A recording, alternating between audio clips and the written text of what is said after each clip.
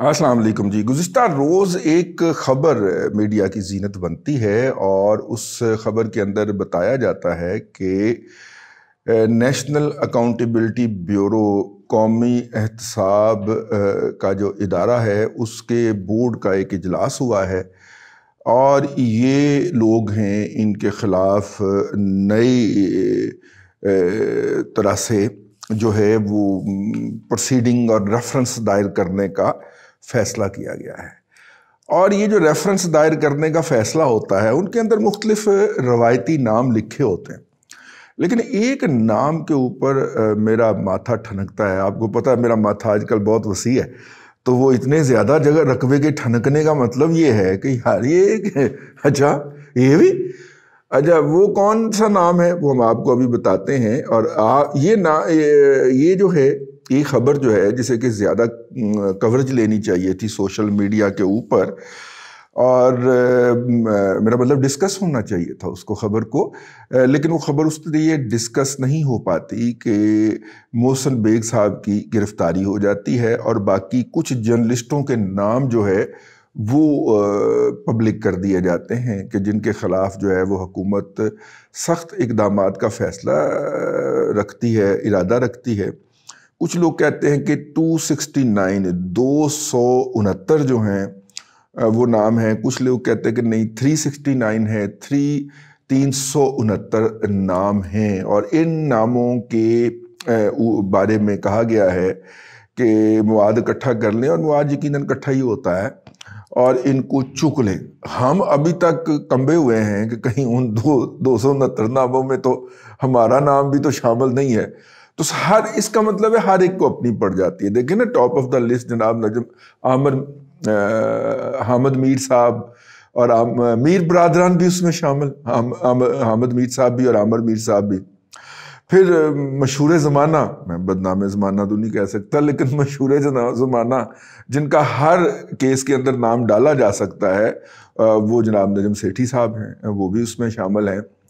और भी बहुत सारे लोग हैं जो उसके अंदर हैं, जो मीडिया पे लिस्ट आई है। शुक्र है साढ़ा नाम ठीक है, अभी तक ये सुकून है, और इसलिए हमने ज़ेरे ज़मीन जाने का फ़ैसला अभी नहीं किया।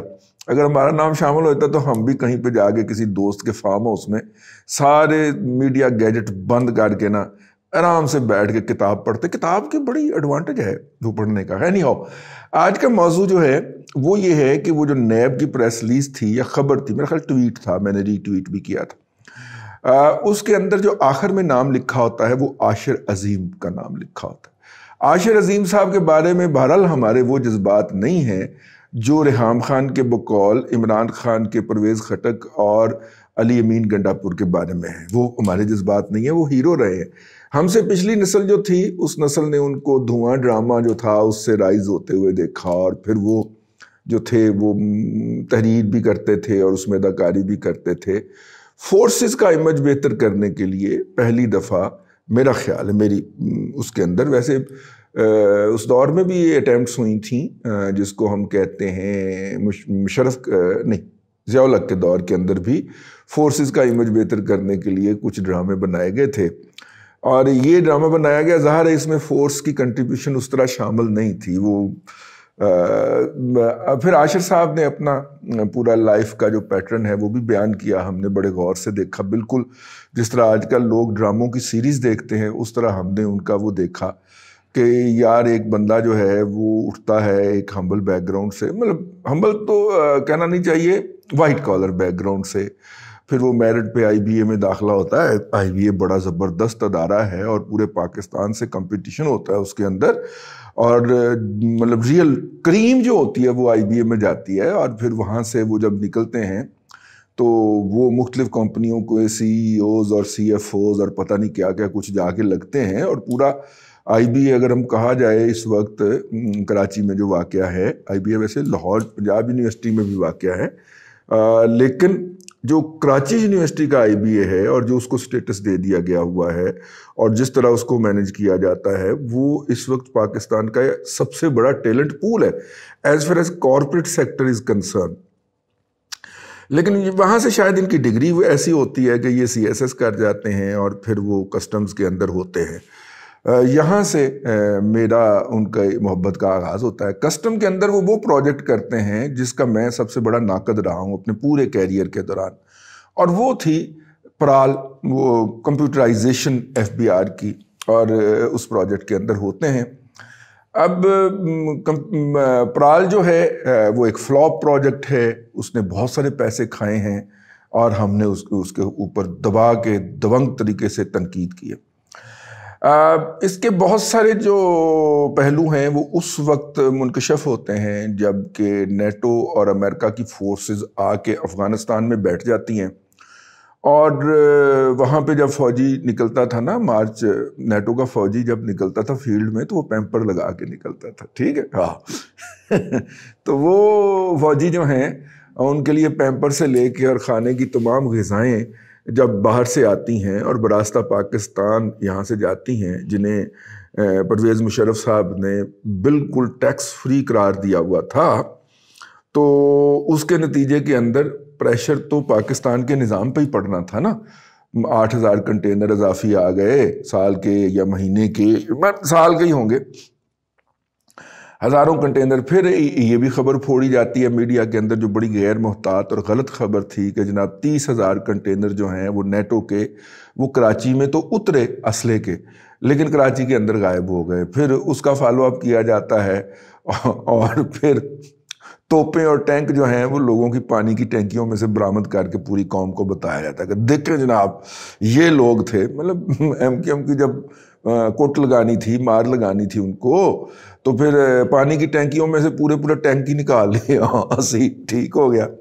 یہ جو قصہ ہے اس کے اندر بہت سارے جو ہے وہ ادارے انوالو ہوتے ہیں۔ میرے اوپر یہ الزام لگتا ہے کہ بات کہیں کی ہو رہی ہو، میں ایک ادارے کو کھینچ کے اس کے لیے آتا ہوں، لیکن اس لیے میں اس گفتگو کو یہیں پہ کٹ کر رہا ہوں اور میں عاشر عظیم صاحب کی طرف جا رہا ہوں۔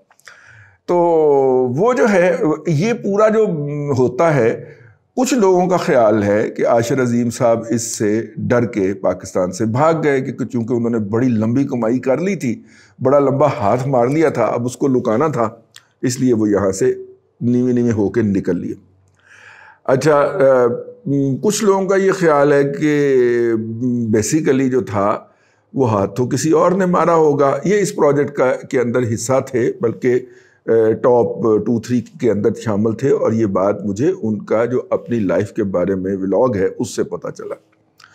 تو بہرحال وہ جو ہے، جب کہ وہ اپنے ولاگ کے اندر، اور جب کسی بندے کی بات ہو رہی ہے تو وہ سب سے بہتر نریٹر اپنا خود ہو سکتا ہے نا، تو ان کے بقول یہ ان کی فیملی کا فیصلہ تھا۔ ان کی فیملی کے باقی ممبرز جو تھے، ارکان جو تھے، وہ یہاں سے موو کر چکے ہوئے تھے، اور اب ان کے اوپر بھی ایک فیملی پریشر تھا کہ انہیں موو کرنا ہے۔ اور جب وہ پھر ان کی جو مسز ہیں، ہماری بھابھی جو ہیں، انہوں نے بھی جب اس کے اوپر گیو ان کر دیا کہ بس ہمیں نکل جانا چاہیے، تو وہ نکل گئے۔ تو یہ ان کا فیملی ڈیسیژن تھا، ہمیں کوئی حق نہیں ہے ان کے ذاتی معاملات کے اوپر تبصرہ کرنے کا، لیکن چونکہ انہوں نے اپنے ولاگ کے اندر پوری ڈیٹیل سے شیئر کیا ہے تو اس لیے ہم آپ کے ساتھ شیئر کر رہے ہیں۔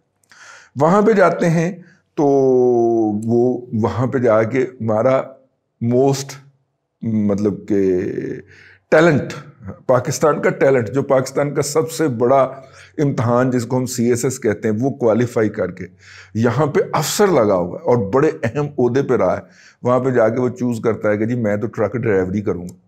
اب ظاہر ہے پاکستان کے پرسپیکٹیو کے اندر تو آپ کہہ سکتے ہیں کہ ہاں وہ ہے کہ وہ ہے، ٹھیک ہے، لیکن وہاں کے پرسپیکٹیو کے بارے میں نہیں کہہ سکتے، کیونکہ ان کو پورا کینیڈا گھومنے اور پھرنے کا شوق تھا تو وہ یہ کام کرتے ہیں۔ اب جو شوق مجھے پہنچا ہے انگریزی والا، وہ یہ ہے کہ عاشر عظیم صاحب کا نام جو ہے وہ اس فہرست میں نیب نے کیوں گھسایا۔ پہلی تو یہ بات ہے کہ یہ ایک انلیگل میٹنگ تھی۔ چیئرمین نیب سرتپا، مطلب بعض دوست جو ہیں ان کو چومی چیئرمین بھی کہتے ہیں، وہ والے سرتپا والے موصوف جو ہیں، وہ ان کا نوٹیفیکیشن ہی نہیں ہوا موجودہ جو وہ ٹرم انجوائے کر رہے ہیں، اور انہوں نے بندوق گلے کے اوپر رکھی ہوئی ہے میڈیا کے کہ اگر ان کے خلاف وہ خبر چھپ گئی تو وہ مالک پھر نیب پکڑ کے اس کو اندر ٹاک دے گی۔ یہ شخص جو ہے اتنی بڑی دھمکی کے ساتھ اپنی میڈیا کوریج کرواتا ہے۔ ابھی اس کا نوٹیفیکیشن ہی نہیں ہوا, اس کی ٹرم پوری ہو چکی, آئین قانون کے مطابق اس کی ٹرم پوری ہو چکی. اس کی ٹرم میں ایکسٹینشن کے لیے پرائم منسٹر نے دندان ساز سے نوٹیفیکیشن جاری کروا لیا, اور نوٹیفیکیشن کے بعد آرڈیننس جاری کروا لیا. آرڈیننس کے بعد جو پرائم منسٹر ہاؤس سے اعظم خان نے نوٹیفیکیشن جاری کرنا تھا وہ جاری نہیں ہوا. لہذا چمی چیئرمین صاحب کی یہ میٹنگ انلیگل تھی. لیکن انلیگل میٹنگ کے اندر اگر عاشر عظیم صاحب کے خلاف نیب نے ریفرنس فائل کرنے کا فیصلہ کیا ہے تو ہم بھی دیکھیں گے کہ یہ ریفرنس کیسے فائل ہوتا ہے اور کہاں پہ ہوتا ہے, یا پھر نیب اسی طرح سے اس کو اٹھا کے دوڑ لگاتی ہے جس طرح باقی معاملات میں لگاتی رہی ہے. عاشر عظیم صاحب جو ہیں ان کو اپنی اگلی زندگی کی منزلیں مبارک ہوں. وہ پاکستانی شہری نہیں ہیں, نمبر 1.